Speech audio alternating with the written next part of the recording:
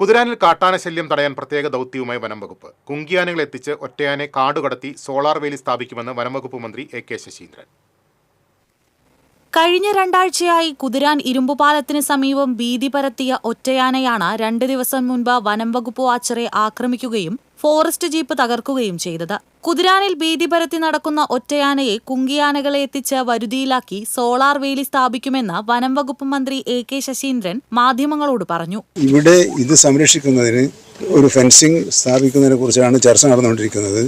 Palakkad IIT അതിൻ്റെ കാര്യങ്ങൾ ചുമതലപ്പെടുത്തിയിട്ടുണ്ട്. കഴിയുന്നത്ര വേഗത്തിൽ അതിൻ്റെ പ്രവർത്തനം കുറച്ച് സമയമെടുക്കും. ടെൻഡർ ചെയ്ത് അങ്ങനെയുള്ള നടപടിക്രമങ്ങളുണ്ടല്ലോ, ആ നടപടിക്രമങ്ങൾ പെട്ടെന്ന് പൂർത്തിയാക്കി അത് നല്ല ഒരു ആശ്വാസം ഈ പ്രദേശക്കാർക്ക് കിട്ടുമെന്നാണ് കരുതുന്നത്.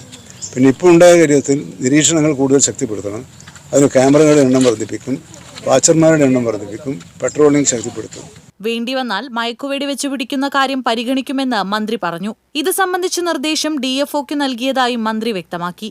ആനയെ കണ്ടെത്തുന്നതിനായി വയനാട്ടിൽ നിന്നുള്ള പ്രത്യേക സംഘം മേഖലയിൽ ഡ്രോൺ നിരീക്ഷണം ആരംഭിച്ചു.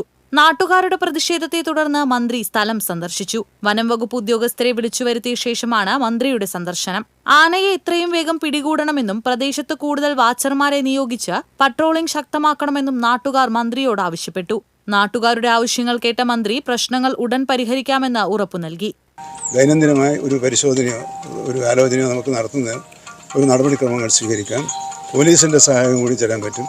ഇനി നമുക്ക് കുങ്കിയാനകളെ കൊണ്ടുവന്ന് ഈ 15 ആനകളെ അങ്ങോട്ടേക്ക് മാറ്റി സ്ഥാപിക്കാൻ കഴിയുമെങ്കിൽ അതിനുള്ള ശ്രമങ്ങളും പറയാൻ ഇപ്പോൾ നമ്മളൊരു ധാരണയിലെത്തിയിട്ടുണ്ട്. ഈ ഒറ്റയാൻ്റെ കാര്യത്തിൽ ഇപ്പോൾ എന്താ ചെയ്യുക? ഒറ്റയാൻ ഇതിൻ്റെ പിടിക്കാനേ പറ്റില്ല. അപ്പോൾ അതിനാണ് കുങ്കിയാനെ ആവശ്യമുണ്ടെങ്കിൽ കുങ്കിയാനെ കൊണ്ടുവരുന്നുള്ള നിർദ്ദേശം കൊടുത്തു കഴിഞ്ഞിട്ടുണ്ട്. അപ്പോൾ അതിൻ്റെ ആവശ്യത്തിനനുസരിച്ച് ഇവരുടെയൊക്കെ ഭയമില്ലാതെ ജീവിക്കാൻ കഴിയുന്നതിന് എന്തൊക്കെ സൗകര്യങ്ങളാണോ നിലവിൽ ഗവൺമെൻറ്റിന് ചെയ്തു കൊടുക്കാൻ കഴിയുക, അതിലൊക്കെ ഒരു പോരായ്മ കൂടെ. അതാണ് ആദ്യം ചെയ്യേണ്ടത്.